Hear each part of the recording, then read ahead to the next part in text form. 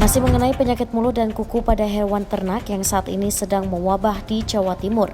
Berikut keterangan Edi Budi Susila, Kepala Pusat Veteriner Farma, mengenai penyebaran, pencegahan, serta penanggulangan penyakit PMK. Pengendalian yang pertama memang harus membatasi pergerakan dari ternak itu sendiri. Jadi kalau di COVID itu ya isolasi mandiri semacam kayak itu ya. Jadi yang pertama adalah pengamatan terhadap kasus di mana kasus itu muncul, kemudian dilakukan pencegahan supaya ternak tidak keluar masuk dari lokasi, serta mengisolasi ternak yang ada di situ, kemudian dirawat dan diobati supaya dia bisa pulih kembali. Nah, jadi prinsipnya untuk pemberantasan wabah ini ada 3 ya, mencegah kontak antara hewan pekan dengan virus, kemudian menghentikan produksi virus PMK oleh hewan tertular, dan yang ketiga adalah meningkatkan resistensi atau kekebalan hewan pekan. Nah, untuk mencegah kontak ini tadi yang disebut dengan isolasi, kemudian mencegah ternak keluar masuk, menutup lalu lintas ternak, menutup pasar hewan sementara sampai nanti penyakit ini mereda.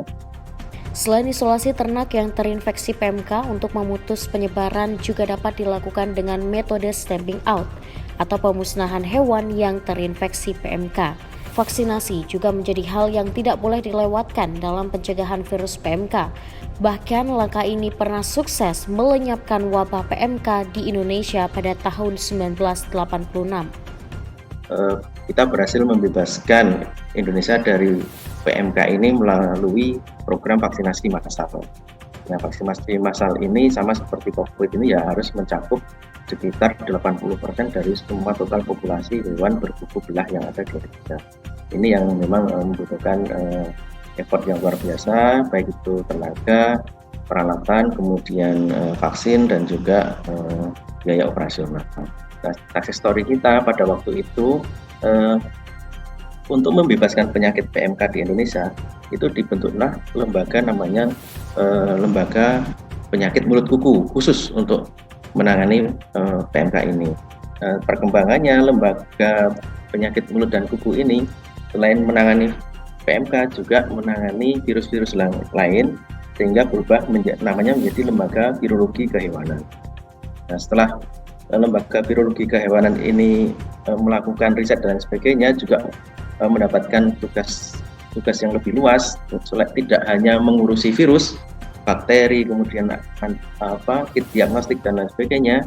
Akhirnya lembaga virologi kehewanan ini berkembang lagi, namanya menjadi Pusat Veterinaria Farma.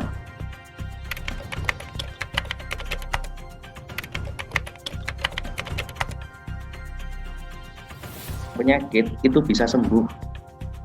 Jadi dengan penanganan dan pengobatan yang preventif serta pengobatan yang diberikan vitamin dan obat suportif, itu kurang lebih setelah 14 hari, ya sama seperti COVID itu ya. Setelah 14 hari hewan itu akan recovery, kemudian 14 hari kemudian dia akan sembuh.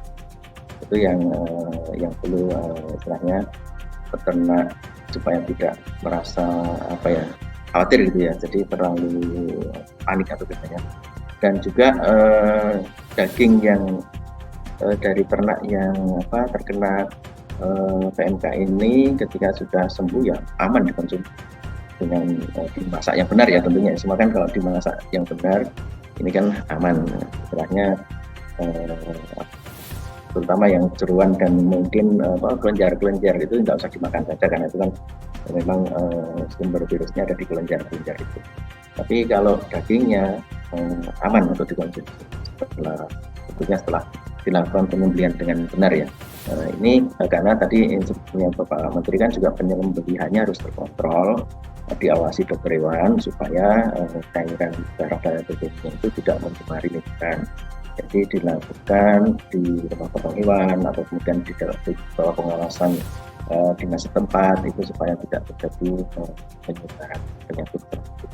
Tani Lovers, jika Anda menemukan gejala PMK pada ternak Anda, segera laporkan kepada pos dan petugas kesehatan terdekat di wilayah Anda untuk mendapatkan pembinaan dan akses pengobatan ternak yang terinfeksi penyakit mulut dan kuku. Dari Jakarta, Putri Mutia, Fatih Albana, Tim TV Tani mengabarkan.